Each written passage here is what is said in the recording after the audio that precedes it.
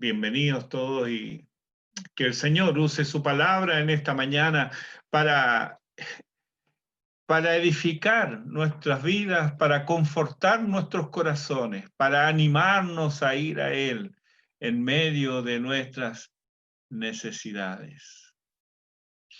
Abran sus Biblias en el Evangelio según San Lucas, capítulo 15, versículos 1 y 2. Durante algunos domingos hemos estado hablando acerca de este Dios maravilloso que se nos revela como un Dios digno de nuestro amor y de nuestra adoración. Y lo vimos largamente ya en muchos salmos y nos gozamos, ¿verdad? Al contemplar cómo es este nuestro Dios, cuán maravilloso es Él. Bueno, ahora vamos a ver a este Dios humanado, a este Dios encarnado en la persona de Jesucristo. Y vamos a ver que no hay cambios, que es el mismo y que Él nos atrae por su bondad. Este es el título que le he puesto, atraídos por su bondad. Lucas capítulo 15 dice, se acercaban a Jesús todos los publicanos y pecadores para oírle. Y los fariseos y los escribas murmuraban diciendo, este a los pecadores recibe y con ellos come. Oremos. Padre Celestial, gracias por tu palabra. Nos presentas dos grupos de gente. ¿Dónde estaremos nosotros en esta mañana? Oh Señor, habla a nuestros corazones para la gloria de tu nombre. Por misericordia, háblanos, porque nosotros queremos escuchar tu voz. Inclina nuestras voluntades a obedecerte y te lo rogamos por Jesucristo, nuestro Señor y Salvador. Amén. Este es uno de los pasajes más hermosos del Evangelio de Lucas y tal vez de todo el Nuevo Testamento. ¿Quién no se ha gozado al leer este capítulo 15 y encontrar las historias que narra Jesús, la oveja perdida? ¿Cuántos himnos no hay que nos hablan de la oveja perdida? Yo recuerdo uno que me aprendí siendo muy niño. Soy la triste oveja que dejo al Señor. Yo andaba perdido cuando Él me encontró. Eran 100 ovejas, otro himno, eran 100 ovejas que había en un rebaño, pero el Señor cuando fue a contarla le faltaba una. Y triste, dice el himno, lloró. Las 99 dejó en el aprisco y por las montañas él fue a buscar a esa que estaba perdida. ¿Cuántos himnos hay con esta preciosa historia de la oveja perdida? Pero también el Señor habló acerca de la moneda perdida. Tenía 10 monedas y una se le había perdido a la mujer. Y deja lo que está haciendo, ilumina su casa y busca por todos los rincones hasta que la encuentra. ¡Qué alegría! Tenía todo su sustento ahora. Y luego, la otra historia, que la que llamamos la del hijo pródigo, ¿verdad? Hermano, ¿cuántos de nosotros no hemos sido reconvenidos por el Señor al escuchar un texto o una predicación sobre esto? El hijo pródigo. ¿Cuántos no nos hemos identificado con el hijo pródigo? Es un pasaje precioso, magnífico. Lucas nos muestra vez tras vez al Salvador amante, en contacto con hombres y mujeres necesitados de su ayuda, ya sea física o moral. Me conmueve la ternura y el poder del Señor que obra para consolar el corazón quebrantado de una pobre mujer viuda, derrotando así al enemigo invencible hasta entonces, enemigo rastrero y postrero, la muerte. Velo en Lucas capítulo 7, los versículos 11 al 16. Leamos, hermanos, con atención y con reverencia este pasaje. Mira cómo lo cuenta Lucas. Dice, aconteció después que él iba a la ciudad que se llama Naín, e iban con él muchos de sus discípulos y una gran multitud. Cuando llegó cerca de la puerta de la ciudad, he aquí que llevaban a enterrar a un difunto, hijo único de su madre, la cual era viuda, y había con ella mucha gente de la ciudad. Jesús iba entrando con sus discípulos y con la gente de la ciudad, y venía de la ciudad hacia afuera un cortejo fúnebre. ¿Captan la idea? Se encuentran ahí. Viene el cortejo y va el Señor.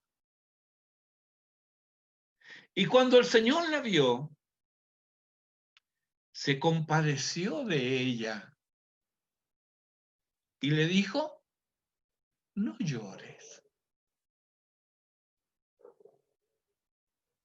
no llores. Y acercándose, tocó el féretro. Hermano, esto era algo que no se hacía. Era un muerto. Y alguien que toca a un muerto queda inmediatamente contaminado, queda inmundo. No se podía hacer. Y seguramente toda la gente se espantó. Abrieron sus ojos y dicen, ¿cómo este hombre toca a un muerto? Ah, pero no sabían que estaban ante la presencia de la vida. Y los que llevaban se detuvieron. Y dijo, joven, a ti te digo, levántate. Entonces se incorporó el que había muerto y comenzó a hablar y lo dio a su madre. Y todos tuvieron miedo. Si hubiera estado ahí, hermano, sí, claro, te habría dado temor. ¿Cómo es esto? Es un muerto. Y resulta que lo llevan a enterrar y ahora le habla este rabí. Y él se levanta a la vida y habla. Y todos tuvieron miedo y glorificaban a Dios diciendo, un gran profeta se ha levantado entre nosotros. Y lo otro que decían era, Dios ha visitado a su pueblo.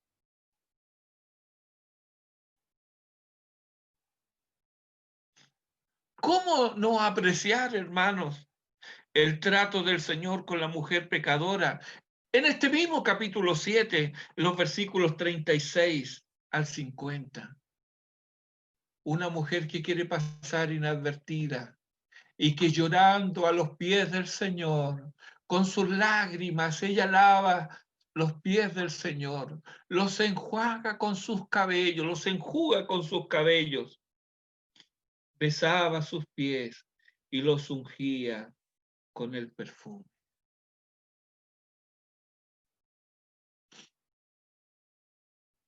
Con cuánta delicadeza la trata el Señor a esta mujer. El fariseo que lo había invitado murmuraba dentro de sí, si este fuera profeta sabría, qué clase de mujer es esta que le toca. Y el Señor le cuenta algo que lo deja de vuelta y media, como decimos nosotros. Pero lo maravilloso es que le dije a la mujer, por lo cual te digo que sus muchos pecados le son perdonados porque amó mucho, más aquel a quien se le perdona poco, poco ama. Y a ella le dijo, tus pecados son perdonados.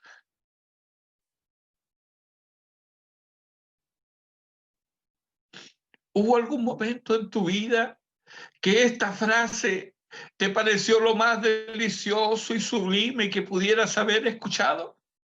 tus pecados te son perdonados. ¿A quién se lo dijo el Señor? A una mujer pecadora. Es todo lo que dice Lucas. No necesita decir más. Tus pecados te son perdonados.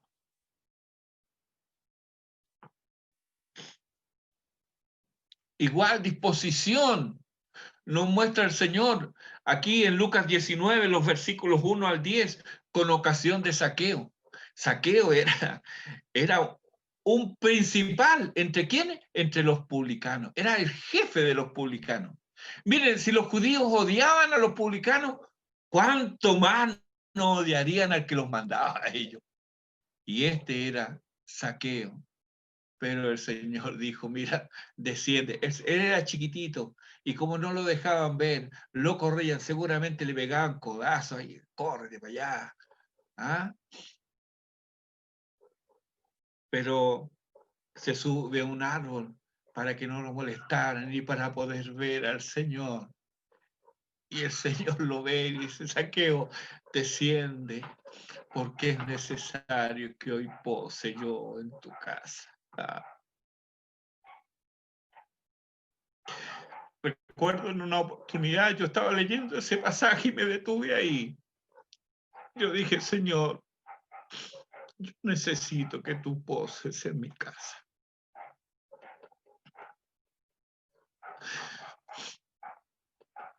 Todo esto nos cuesta Lucas. También nos cuenta la disposición del Señor con el ladrón arrepentido. Mire, estaba en la misma condenación. Pero él le dice, acuérdate de mí cuando vengas en tu reino. Y el Señor, sufriente, él no estaba observando, él estaba sufriendo. Y él sufría mucho más que los ladrones, porque su sufrimiento no solamente involucraba el sufrimiento físico, sino también involucraba el sufrimiento mental. Y más que eso, el sufrimiento moral. El santo inmaculado Hijo de Dios siendo tratado como el peor de los criminales. Pero él en esa hora de angustia y de dolor tiene una palabra de aliento para con el otro que está sufriendo y le dice, de cierto te digo hoy estarás conmigo en el paraíso. Qué disposición del Señor. Esta disposición amorosa que vemos vez tras vez en los evangelios, pero especialmente en el evangelio de Lucas. Esta fue su bendita característica durante toda la vida del Señor y aún como vimos en su pasión y muerte. Y durante su ministerio terrenal, nos dice Lucas 14:25, grandes multitudes iban con él. No bien comenzó su ministerio, nos dice Mateo 4:25, le siguió mucha gente. Miren de dónde le seguían: de Galilea, de Decápolis, más al norte, de Jerusalén al sur, de Judea, toda la provincia de Judea, y del otro lado del Jordán. De todas partes, era mucha la gente. En el capítulo 13, versículo 2, dice que él se sentó junto al mar y se le juntó mucha gente. Lo que comúnmente se acepta como indicio de la bendición de Dios en el ministerio de cualquier predicador, las grandes multitudes tienen su correlato en este aspecto del ministerio del Hijo de Dios. Mas, ¿por qué le seguían? ¿Acaso todos ellos querían huir de la ira venidera? ¿Acaso querían abandonar sus vidas de pecado? No. Algunos lo seguían a él porque él era popular. Ellos estaban dispuestos a ir donde la multitud fuera. Hoy podían seguir a Jesús, mañana podrían pedir por Barrabás. No hay incongruencia, pues no es la cualidad moral lo que determina su atracción, sino esto. ¿Cuántos le siguen? ¿Cuántos son? ¿Qué tan popular es? Por eso algunos seguían a Jesús. Los sabían que lo seguían porque algo ellos sabían de profecías incumplidas. Y ellos se preguntaban a sí mismos, ¿no será este el Mesías? Pero la liberación que esperaban no era la liberación de su miseria moral, sino la liberación del poder político. No querían ese poder sobre ellos, aunque languidecían bajo el poder del pecado. Pero ellos estaban preocupados por la situación política. Cualquier parecido con la realidad actual es mera coincidencia. También estaban los que buscaban ser sanos de alguna enfermedad física, no considerando que la enfermedad espiritual que padecían era mucho peor que la enfermedad física, pues la enfermedad física puede conducir a la muerte. En cambio, la enfermedad del pecado conduce a la muerte eterna.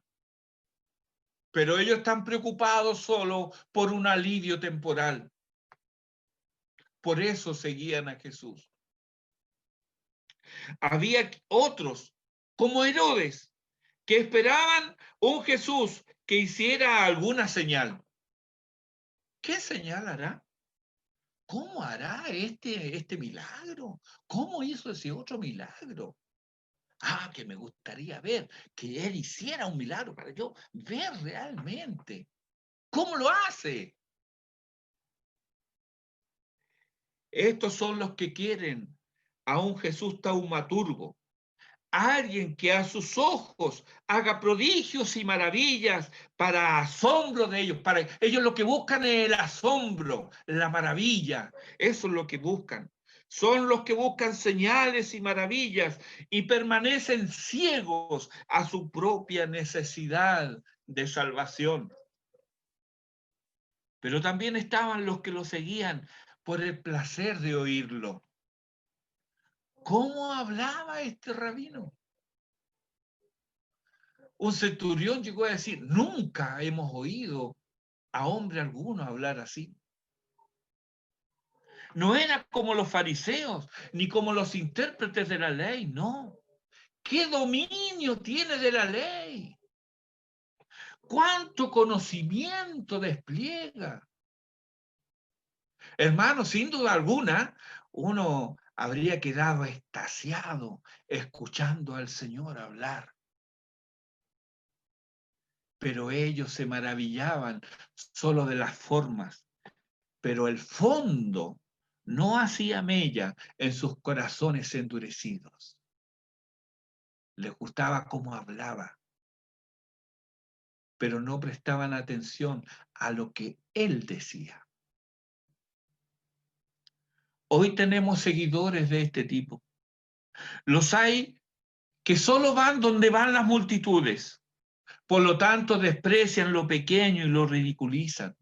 Son los que se ufanan de las grandes construcciones, de los selectos programas que tienen y en su afán por mantener las multitudes. No se dan cuenta de que no hablan lo que Dios dice, sino lo que las multitudes quieren oír. También están los que confunden el evangelio con el activismo social. Se vuelcan a los panes y los peces y dejan de lado al pan de vida que descendió del cielo. Intentan saciar por momentos necesidades terrenas y dejan morir las almas en hambre espiritual, en hambre de Dios. Y así hay también los que buscan alivio temporal, los que vienen por el milagro en su vida, pero esto nada tiene que ver con un cambio de corazón y abandono del pecado, más bien quieren satisfacer sus supuestas necesidades sin abandonar sus vidas del pecado. Ah, yo quiero que Él me sane, yo quiero que Él arregle mi matrimonio, yo quiero que Él me dé trabajo, yo quiero que Él cambie a mi hijo, yo quiero que Él cambie a mi cónyuge. No se dan cuenta que lo que necesitan es un cambio de corazón, es pasar de muerte a vida. No se dan cuenta que la necesidad apremiante que tienen no es lo que Dios haga en otros o en sus circunstancias, sino en ellos mismos, que pasen de muerte a vida. El último grupo de seguidores lo componen aquellos que solo quieren oír y aprender. Estos se deleitan escuchando. No, si yo quiero ir. Ah, no, yo quiero. Oye, tú nunca has visto. Hace unos estudios bíblicos fabulosos. Qué bueno. ¿Cómo he aprendido en este tiempo? Cuidado. Porque si eso es todo, indica maldad en el corazón. Porque estos son como la lluvia copiosa que desciende sobre las rocas. Sin embargo, tú partes la roca y no hay ni sombra de la abundante lluvia. ¿Por qué? Porque no penetra la roca. ¿Por qué sigues a Jesús? ¿Le sigues? ¿Qué es lo que te atrae de él? Jesús no se engañaba con las multitudes y claramente lo afirma en Juan capítulo 6, versículo 64. Él dice, ¿hay alguno de vosotros que no creen? Porque Jesús sabía desde el principio quiénes eran los que no creían y quién le había de entregar. Y dijo, por eso os he dicho que ninguno puede venir a mí si no le fuere dado del Padre. Muchos, al escuchar esto, volvieron atrás, dice el texto, y ya no andaban con él. Jesús nunca intentó agradar los oídos de los hombres, ni obró con el fin de retener a los incrédulos. No, él siempre confrontó al hombre con su pecado.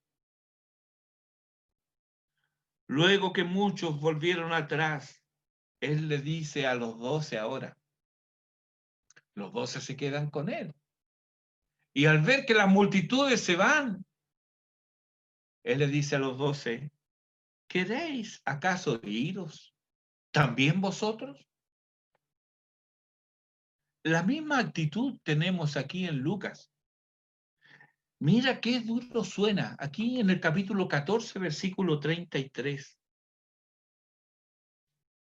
Así que cualquiera de vosotros que no renuncia a todo lo que posee, no puede ser mi discípulo. Hermano, esto es para echar a cualquiera. Grandes multitudes iban tras él. Ah, pero él no se cuidó para retenerlos, sino que muy por el contrario, los confrontó para que asomara cuál era el verdadero motivo por el cual iban tras él. Y llega a decir lo que nos dice a nosotros hoy día. Cualquiera de vosotros que no renuncia a todo lo que posee, no puede ser mi discípulo. Y añade en el versículo 35, el que tiene oídos para oír, oiga. Sin embargo, a pesar de esta aparente dureza, había quienes venían a él atraídos por su bondad infinita, por su admirable dulzura. Piensa en los pasajes que leímos antes. ¿Tú crees que esa mujer viuda que vio a su hijo levantarse de los muertos no habrá seguido a Jesús? ¿Cómo crees que le sirvió esa mujer que a sus pies lloraba, lo enjuagaba, le besaba sus pies y lo ungía con perfume cuando escuchó tus pecados te son perdonados? Sin duda alguna, fueron de los seguidores más fieles del Señor.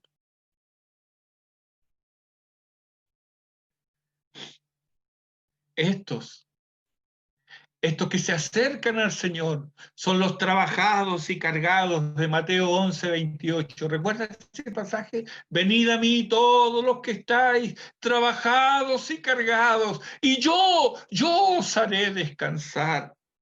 Estos son aquellos que no hayan descanso ni sosiego en nada de este mundo. Son los que vacíos de esperanza buscan palabras de vida eterna. Son los que saben que no merecen nada y por lo tanto desprovistos de orgullo y ostentación y arropados solo en la miseria que los cubre, van por tan siquiera algo de alivio a sus afligidas almas. Mira quienes se acercan a Jesús. Dice Lucas 15:1, se acercaban a Jesús todos los publicanos y pecadores. Los publicanos, estos eran los más odiados entre los judíos. Ellos agarraban a pedradas a los leprosos, pero no porque los odiaran, pero ellos odiaban a los publicanos. Y si no lo lastimaban, eran porque detrás de ellos estaba el poder romano. Estos, los publicanos, eran los que, habiendo pagado la suma de dinero que los romanos pedían, se hacían cargo de cobrar los impuestos en una localidad determinada o en un lugar estratégico como un puente o un puerto. Ellos, por este trabajo, tenían el poder romano a su favor y cobraban muchas veces eh, y cobraban para recaudar lo que habían invertido y también algo más, la ganancia. Y muchas veces se pasaban de la raya, lucrando con ambición desmedida y esquilmando así a sus propios compatriotas. Ningún judío, menos un judío piadoso, buscaría la amistad con un publicano. Si hasta estaban excluidos de la vida religiosa, ya sea en la sinagoga o en el templo, ellos se sabían odiados y despreciados. Ve la actitud del publicano de Lucas 18:13. Allí mismo, en la presencia de Dios, él era tratado con desdén y debía soportar esa humillación. Dice el texto allí en Lucas 18, mas él estando lejos, no quería ni aún alzar los ojos al cielo, sino que se golpeaba el pecho diciendo, Dios, sé propicio a mí, pecador. Los publicanos y pecadores aparecen juntos. No que los publicanos no entran en la categoría de pecadores, sino que eran individualizados con facilidad, dada su ocupación y posesión en la sociedad judía de entonces. ¿Quiénes eran entonces los pecadores? Los fariseos dividían a los hombres en dos clases, los pecadores o inmundos y los justos. Y por lo mismo, no querían tener nada que ver con los inmundos. Los rabíes, así se llamaban los maestros de la sinagoga, por ningún motivo se asociarían con gente inmunda, a tal punto que se negaban a enseñarle la palabra de Dios. En esta categoría entraba todo aquel que no era fariseo. A fin de cuentas, la norma de rectitud y fidelidad a Dios eran ellos. Ellos, dice Jesús, se creían justos. Le daban importancia a lo externo, lo que se ve, y exageraban para ser así admirados de las gentes. Y así señalaban a todo aquel que no era como ellos. Y ay, si alguno tenía una mancha conocida. Ay, si alguno tenía una falla moral. Ay, si alguno tenía un vicio visible. ¿Quién se salvaba de sus ojos escrutadores y de su convicción justiciera? Nadie. Eran señalados por los fariseos, pecadores, inmundos. Pero el hecho es que publicanos y pecadores se acercaban a Jesús para oírle.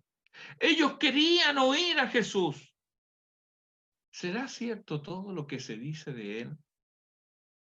Tal vez muchos fueron convencidos al saber que hasta uno de sus discípulos, un tal Leví, había sido publicano. Y justamente en el llamamiento de Leví, vemos a publicanos y pecadores juntos compartiendo el banquete organizado en casa de Leví Mateo. Lo puede ver ahí en Marcos capítulo 2, versículos 13 al 16. Este banquete fue organizado para agasajar a Jesús y sus discípulos. Creo que muchos no estarían dispuestos a aceptar la invitación de un publicano. De ahí que solo fueran pecadores. Qué contraste, hermanos. Los publicanos y pecadores por un lado, los fariseos y los escribas por otro. ¿Quiénes eran los escribas? Los escribas eran funcionarios respetables dentro de la comunidad judía. Ellos debían conocer la ley del Señor. Eran los encargados de redactar documentos legales y ver que toda actividad sea realizada de acuerdo a la ley. Eran los ministros de fe de entonces.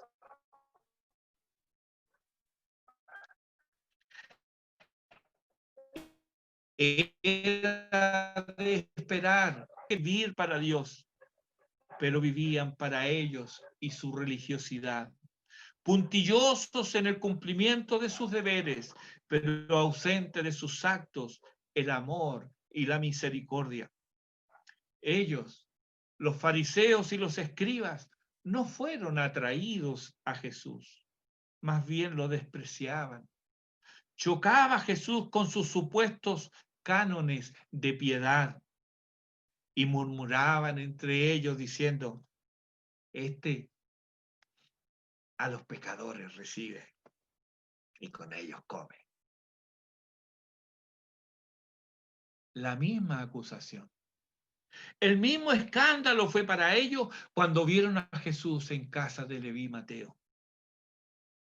Ellos, que eran los separados, los fariseos, habían decidido vivir en completa separación de los impíos, y los rabinos en días de Jesús se habían tomado tan en serio esta idea que se negaban a enseñarle la ley a los impíos.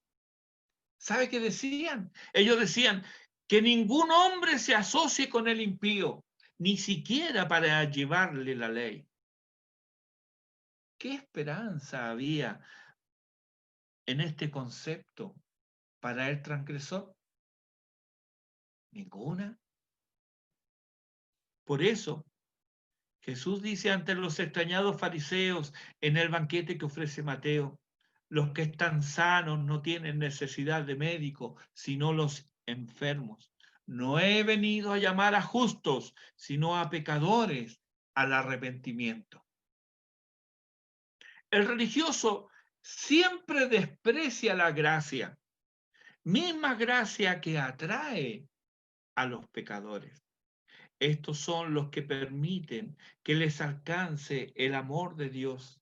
El Dios que conociendo su miseria y necesidad se acerca a ellos para salvarle. Los otros, los religiosos, como no tienen o no sienten más bien ninguna necesidad, sino que ignoran su estado delante de Dios, rechazan una y otra vez la gracia de Dios al despreciar al Salvador. Pero este Salvador no viene a salvarlos en sus pecados ni con sus pecados, sino de sus pecados. Los fariseos argumentaban falsamente que Jesús, actuando así, toleraba la inmoralidad de ellos, pero nada más alejado de la verdad, puesto que la enseñanza de Jesús, sus preceptos morales, eran y son mucho más estrictos que la enseñanza de los fariseos. Ellos seguían la letra de la ley y hasta inventaban disposiciones legales para quebrantar la ley escrita y sancionaban así la maldad, cubriéndola con un manto de piedad aparente. Lo puedes ver esto en Marcos capítulo 7. Luego lo puedes leer. Ellos, los publicanos y pecadores, venían a oír al Salvador. Ansiaban escuchar palabras de vida. Y eso que nunca les ofreció salvación a quienes se negaran a abandonar sus pecados, porque nadie es salvo en sus pecados. Ninguno alcanzará misericordia si no se aparta del mal. No serán salvos jamás con sus pecados. Él vino a salvar a los pecadores. ¿Recuerdas las palabras del ángel? Y llamará su nombre Jesús, porque él salvará a su pueblo de sus pecados. La acusación, en cambio, de los fariseos y de los escribas era cierta. Jesús recibe a los pecadores. Y esta palabra, recibe, significa acoger, ofreciendo compañerismo y amistad. ¿Qué? ¿Jesús acogiendo a indignos pecadores? ¿Jesús recibiendo a despreciables impíos? Sí, hermano, pero no los recibe para acunarlos en sus pecados. No los recibe para darles somníferos y así adormecerlos para que no sientan el dolor de la enfermedad o de las llagas supurantes. La condición del hombre sin Dios es terminal. No hay remedio para él. Está perdido, podrido y muerto. Escucha el testimonio de Dios por medio del profeta Isaías. Ahí en Isaías capítulo 1, los versículos 5 y 6, dice el profeta, Dios por medio del profeta, toda cabeza está enferma y todo corazón doliente, desde la planta del pie hasta la cabeza, no hay en él cosa sana, sino herida, hinchazón y podrida llaga. El Señor Jesús ciertamente a los pecadores recibe, pero los recibe para perdonarlos, para santificarlos y para hacerlos idóneos para el cielo. Porque recuerda, no entrará allí en el cielo, no entrará cosa inmunda. Esa es la especial misión del Salvador. Para eso vino al mundo. Él no vino a llamar a justos, sino a los pecadores al arrepentimiento. Él vino al mundo a salvar a los pecadores. ¿Te ha salvado a ti? ¿Cómo? ¿Dices que no? ¿Acaso no eres pecador? Oh, sí, eres pecador y estás perdido. Pero Él vino a buscar y a salvar lo que se había perdido. El bendito Salvador descendió a la tierra, tomó forma humana, se humilló y nació como una criatura indefensa. Conoció el dolor y el sufrimiento, el desprecio, la tristeza y la agonía. Entregó voluntariamente su vida a muerte de cruz para hacer la voluntad del Padre que tanto me amó, que entregó a su Hijo a la cruz por mí.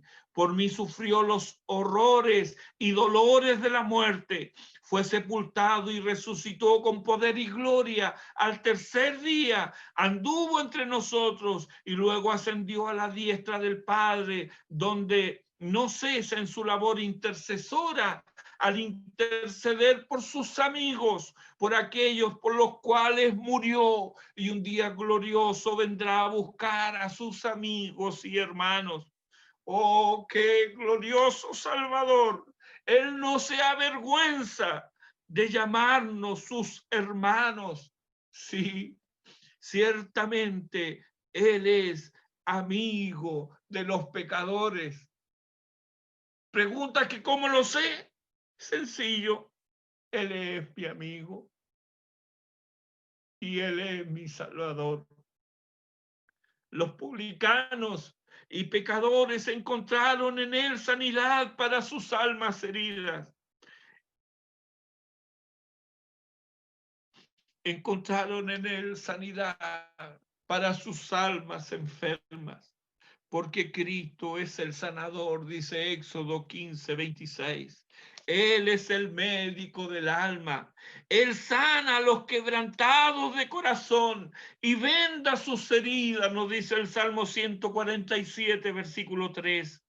Nosotros somos impotentes, enfermos, incapaces, completa y totalmente incapaces de sanarnos a nosotros mismos. Por lo tanto, ven a Jesús con tus llagas. Él puede sanarte. Somos conscientes de nuestros pecados. Nos sentimos mal, malvados, culpables y merecedores de la ira de Dios. ¿Te amarga el recuerdo de tu vida pasada? ¿Te avergüenza el recuerdo de tu conducta pasada?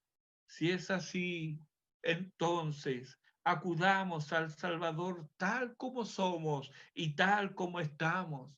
No podemos alegar nada a nuestro favor. Seamos como cual Bartimeo el ciego, que al oír que Jesús pasaba, él comienza a clamar: Jesús, Hijo de David, ten misericordia de mí. Que no te importe el qué dirán. Ah, pero ¿qué van a decir? Quisieron acallar a Bartimeo. Cállate, deja de hacer ruido, están molestando. No, él lejos de callar, clama más fuerte: Jesús, Hijo de David, ten misericordia de mí. Él te escuchará. ¿Oyes acaso su llamado?